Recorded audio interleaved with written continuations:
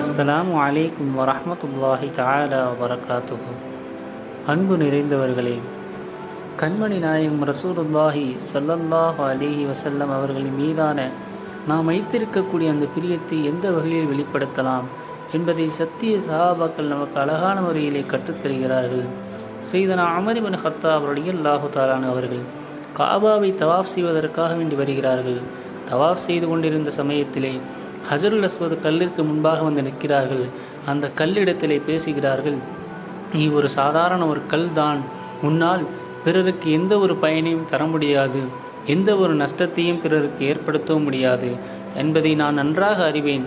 ஆனால் நபியவர்கள் உன்னை முத்தமிடுவதை நான் பார்த்திருக்காவிட்டால் நிச்சயமாக நான் உன்னை முத்தமிட்டிருக்க மாட்டேன் என்று செய்தனா உமர் இப்னு கத்தாப் ரலியல்லாஹு தஆலா கூறினார்கள் என்பதாக முஸ்லீம் ஷரீஃபிலே பதிவு செய்யப்பட்டிருக்கிறது இந்த ஹதீஸ். ஆக அவர்கள் வெளிப்படுத்திய அந்த நடைமுறை, நாயகத்தின் மீதான அந்த நேசத்தை வெளிப்படுத்திய அந்த முறை, அவர்கள் செய்த எல்லா செயலையும் எந்த ஒரு கேள்வியும் கேட்காமல், எந்த ஒரு சிந்தனையும் செய்யாமல் அதை அப்படியே நடைமுறைப்படுத்தினார்கள், அப்படியே எடுத்து நடந்தார்கள் சஹாபா பெருமக்கள்.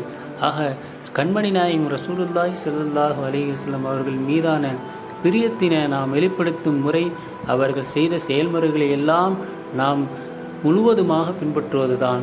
அதை அதிகமாக பின்பற்றக்கூடிய விஷயங்களில் ஆர்வம் செலுத்துவதுதான். அல்லாஹு தஆலா அவர்கள் செய்த எல்லா நடைமுறைகளையும் பற்றி பிடித்து பின்பற்றக்கூடிய பாக்கியத்தை நம் அனைவருக்கும் தந்தருவானாக. அஸ்ஸலாமு அலைக்கும் வரஹ்மத்துல்லாஹி வபரகாத்துஹு.